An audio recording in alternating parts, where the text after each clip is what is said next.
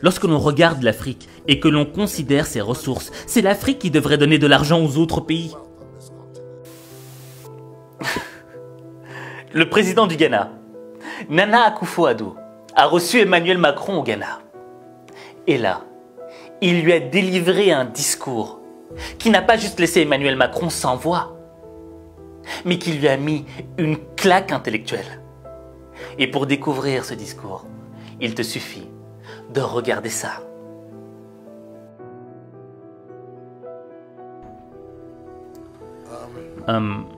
J'espère que le commentaire que je m'apprête à faire au sujet de ce problème ne va offenser personne dans cette salle. Nous ne pouvons plus continuer à mener dans nos pays, dans nos régions, dans notre continent, une politique sur la base de l'aide de l'Occident, de l'Europe, de l'Union européenne ou encore de la France. Cela n'a pas marché, ça ne marche pas et ça ne marchera pas. Il est de notre responsabilité de trouver des moyens pour développer nos nations par nous-mêmes.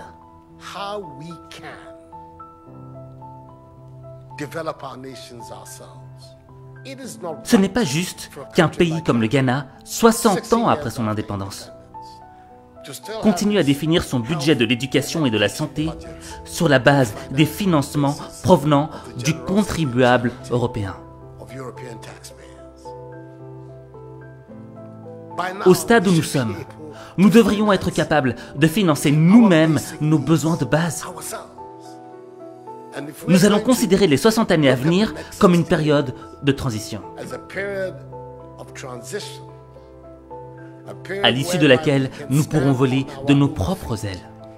Notre objectif n'est plus de compter sur ce que le contribuable français pourra nous donner. Nous accepterons cependant tout apport que le contribuable français pourra nous apporter à travers son gouvernement. Nous n'allons évidemment pas tourner le dos à tout apport de l'autre. Cependant, malgré tout ce que le continent a subi, le continent africain reste celui qui détient plus de 30% de toutes les ressources naturelles les plus importantes du monde. C'est le continent qui a de vastes terres fertiles et la plus grande population jeune. Ce qui constitue une énergie et un dynamisme dont ce continent a besoin. Regardez ces jeunes qui font preuve d'ingéniosité pour traverser le Sahara et la Méditerranée.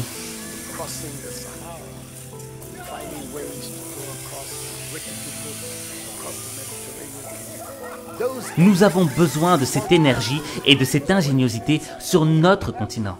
Et cette énergie-là, nous l'aurons ici, sur notre continent, si nous implémentons des systèmes politiques qui montrent à ces jeunes qu'ils sont l'espoir et qu'il y a des opportunités ici en Afrique. Quand il descend les rues de Bafoussam, au Cameroun, Cédric ne passe jamais inaperçu au volant de son petit pick-up bleu.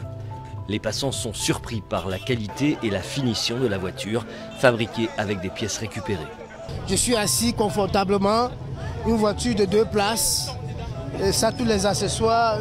Je suis même surpris d'arriver dedans, je constate que le tableau de bord fonctionne, comme toutes les voitures, donc vraiment, c'est un génie. Mais avant d'être un génie, Cédric est surtout très débrouillard. Après avoir quitté l'école en CM2, il apprend la mécanique dans l'atelier de son oncle et s'amuse à fabriquer des modèles de voitures en bambou. Un jeu d'enfance qui va devenir une passion. Cédric a investi 3 800 € dans cette création. Les phénomènes de migration ne sont pas nouveaux. C'est aussi vieux que l'humanité.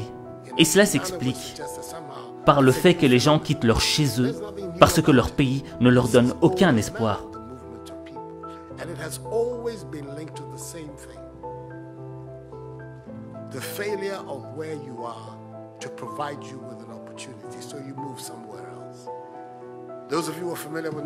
Ceux d'entre vous qui connaissent l'histoire de l'Europe savent que les grandes vagues d'immigration en Europe au XIXe siècle partaient d'Italie et d'Irlande.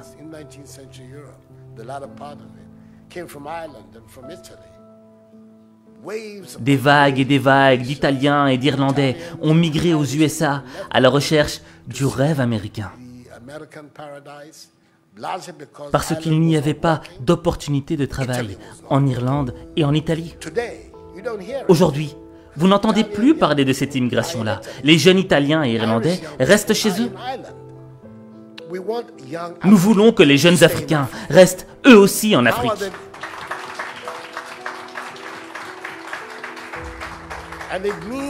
Pour cela, nous devons refuser cet état d'esprit d'assister. Cet état d'esprit qui consiste à demander ce que la France fera pour nous. La France peut faire ce qu'elle veut de son propre gré. Et si cela coïncide avec nos intérêts, tant mieux, comme on dit en français. Mais notre principale responsabilité en tant que leader et en tant que citoyen, c'est de développer nos propres pays, de mettre sur pied des systèmes de gouvernance qui nous permettront d'avoir des leaders responsables de leurs actes et qui utilisent les moyens mis à leur disposition pour le bien du peuple et non pas pour leur propre intérêt. Notre préoccupation devrait consister à nous demander ce que nous devons faire pour éviter que l'Afrique ne continue à mendier de l'aide et à demander de l'aumône dans ce 21e siècle.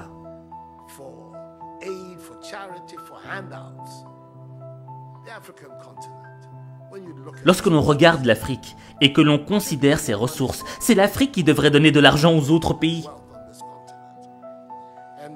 Sans vouloir offenser le président français, car je suis francophile et je n'ai aucun problème avec la coopération française.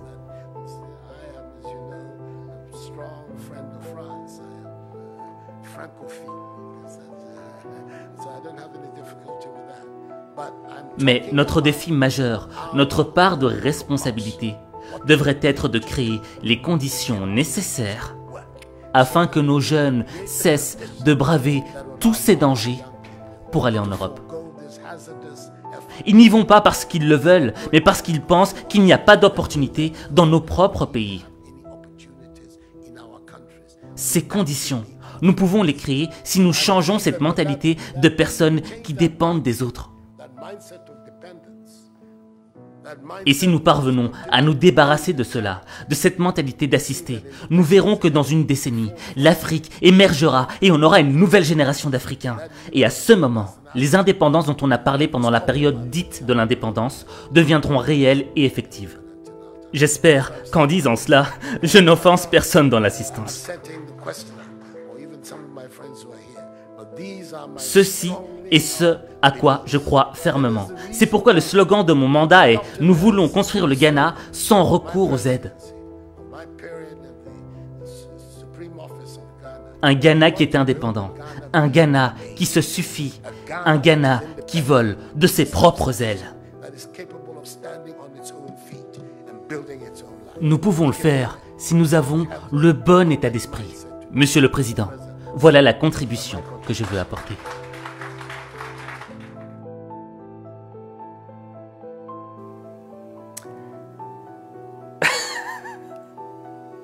Ce président est trop fort. Ce président du Ghana est trop fort. Parce qu'il est là, il délivre un discours et après il dit « Hey, j'espère que j'ai blessé personne, hein, ok? Ouais, cool, hein. Mettez-vous à l'aise, mettez-vous à l'aise. Je vais juste vous mettre une petite fessée intellectuelle. » C'est un discours qui est rempli de vérité. D'accord? Et je pense que l'élément le plus important à retenir dans ce discours, c'est l'aspect de la dépendance. Il le dit. Il ne faut plus que l'Africain soit dépendant de la main qu'il nourrit. Le problème, c'est quoi? C'est que ce soit à l'échelle d'un pays ou que ce soit à notre propre échelle individuelle, souvent, on est très souvent dépendant des autres. Dépendant d'un job, dépendant d'une personne qu'on aime. Au fait, on attend qu'on nous donne les choses. Mais quand on est dans cette position de dépendance, entre guillemets, on est soumis. Et lorsqu'on est soumis, cela signifie que l'on devient un spectateur de sa vie. Parce que le changement ne vient pas de nous. Le changement vient de celui qui nous donne la chose. Et là, le président Nana Akufo-Addo, il a compris que le vrai changement ne viendrait pas des autres, mais qu'il viendrait de nous-mêmes, de l'intérieur. Je le dis souvent, La seule variable du changement de ta vie, c'est toi. Tu es la seule variable. Et le premier pas que tu dois enclencher pour transformer ta vie, c'est ne plus être dépendant des autres, dépendant des hommes, dépendant d'un job, dépendant de l'argent, dépendant de ce que les autres pensent de toi. Tu dois être dépendant de toi-même. Et tu ne dois attendre d'applaudissements que de toi-même. Et le jour où tu auras compris cela, ta vie changera. Parce que ta vie, il n'y a que toi qui peux la changer. Il n'y a que toi. Alors, j'ai une question à te poser, d'accord? Ok, ce président ghanéen, il est trop fort. Mais est-ce qu'il n'y a pas un autre président qui t'a inspiré aussi? Ou même une personnalité, tu vois? Quelqu'un qui, à travers un discours, a peut-être changé quelque chose dans ta vie. Dis-le en commentaire. Et en fonction de ce que tu diras en commentaire, eh bien peut-être que j'en ferai une vidéo. Moi j'ai une idée, ce serait peut-être... Quand même, lui aussi il avait des sacrés discours. Bref, en tout cas, j'attends de lire ton commentaire. Et n'oublie pas aussi que ma masterclass est sortie, la masterclass Ultra Boost. Et si tu veux en savoir plus, il te suffit tout simplement de cliquer sur le lien que j'ai épinglé en commentaire.